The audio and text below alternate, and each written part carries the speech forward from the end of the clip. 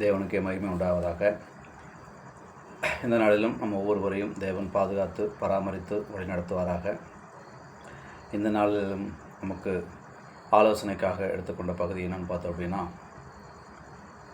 அது ஒரு டீச்சர் தன்னுடைய மாணவர்களுக்கு பாடம் நடத்தக்கூடியதான ஒரு சம்பவம். இப்போ டீச்சர்கள் பாடம் நடத்தும்போது எத்தனை பேர் அதை கவனித்து கேட்குறாங்க அப்படிங்கிறது தான் நம்ம இன்றைக்கி நம்ம கவனத்துக்கு எடுத்துக்க போகிறோம். ஒரு டீச்சர் ஒரு பள்ளிக்கூடத்தில் பாடம் நடத்திக்கிட்டு இருக்கிறாங்க.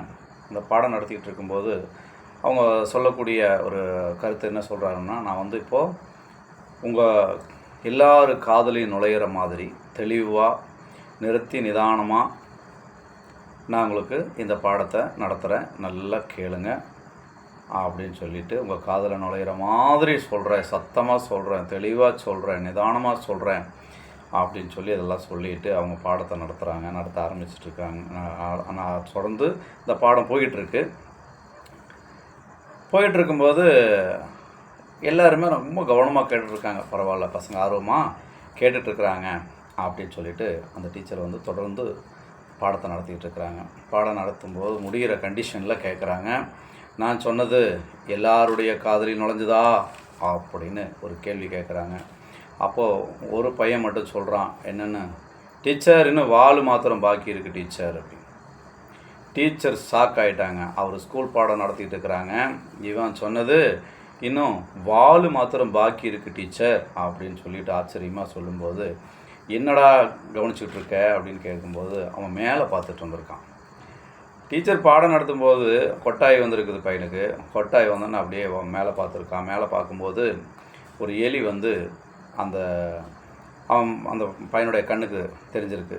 அந்த எலி எங்கே வருதுன்னு கவனமாக பார்த்துருக்கான். அது கொஞ்சம் அங்கிட்டு இங்கிட்டு நடந்து பார்த்துட்டு அந்த மரத்துக்கு கேப்பில் இருந்த அந்த சந்தில் உள்ளே போகிறதுக்காக ட்ரை பண்ணிகிட்டு இருந்திருக்குது.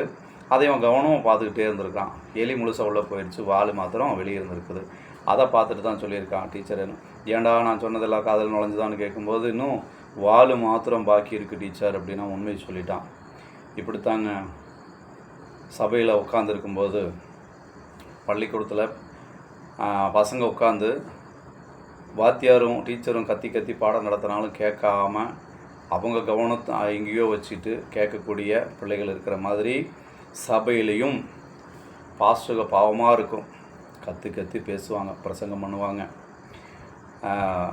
ரொம்ப சின்சியராக பேசுவாங்க, பாவமாக இருக்கும். அவங்க பேசும்போது பாவம், இப்படியெல்லாம் கத்தி கஷ்டப்பட்டு பிரசங்கம் பண்ணிகிட்டு இருக்காங்களே அப்படின்னு சொல்லி சில நேரத்தில் நான் பார்த்துட்டு எனக்கே சங்கடமாக இருக்கும். ஏன்னா சபையில் நம்ம போய் உட்காந்துருக்கிறது கொஞ்சம் நேரம்தான். அந்த கொஞ்ச நேரத்துலேயும் கூட சில பேர் போய் அந்த கொஞ்ச நேரத்துலேயும் என்ன பண்ணுவாங்கன்னா, உட்காந்துட்டு அப்போ தான் என்னமோ சரித்திரத்தையே திருத்தி எழுதுகிற மாதிரி சின்சியராக எழுதிக்கிட்டு இருப்பாங்க. இல்லைன்னா அடுத்த பிரசங்கத்துக்கு தயாராகிற மாதிரி பைபிளை புரட்டி புரட்டி படிப்பாங்க. இப்படிப்பட்ட ஒரு சூழ்நிலையில் தான் நம்ம ஆளுங்க இன்றைக்கி சர்ச்சுக்கு போயிட்டுருக்குறாங்க. சர்ச்சுக்கு போனால் கூட முழு இருதயத்தோடு அங்கே போய் யாரும் அந்த கொஞ்ச நேரத்தையும் கூட செலவழிக்கிறதில்ல. போய் உட்காந்துட்டு பைபிளை புரட்டுறதும் பாட்டு புக்கை புரட்டுறதும் அப்போ தான் கதை எழுதுறதும் இப்படிப்பட்ட காரியங்கள் செய்யக்கூடிய நிறைய ஆளுகள் இருக்காங்க. ஆனால் சபைக்கு போனால் முழு இருதயத்தோடு நம்ம ஆண்டவரை தேடும்போது நிச்சயமாக ஆண்டவர் நம்ம கூட இருந்து நம்மளை வழி நடத்துவார். நம்ம புத்திக்கும் எட்டாத காரியங்களை ஆண்டவர் நமக்கு வெளிப்படுத்துவார். இதுக்கு வசனம் என்ன சொல்லுதுன்னு பார்த்தீங்கன்னா, நீதிமொழிகள் 15ஆம் அதிகாரம்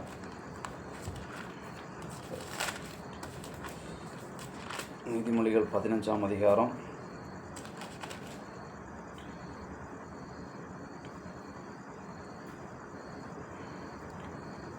வசனம் 3.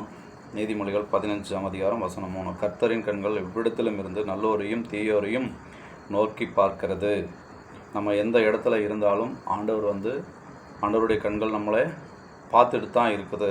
அதனால் நம்ம முன்னாடி நிற்கிறது பாஸ்டர் தான் நின்று பேசிகிட்டு இருக்காரு அப்படின்னு சொல்லி நம்ம கவனக்குறைவாக இல்லாமல்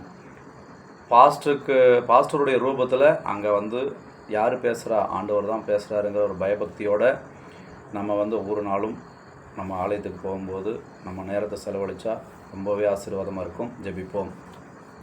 இரக்கமுள்ள நல்ல ஆண்டவரே, இந்த நாளிலும் தேவன் தாமே எங்களை பாதுகாப்பாகவும் ஆண்டவரே சுகபலத்தோடும் நீர் பாதுகாத்து கொள்ளும்படி உம்முடைய பாதத்திலே எங்களை தாழ்த்தி ஒப்புக் கொடுக்கிறோம்.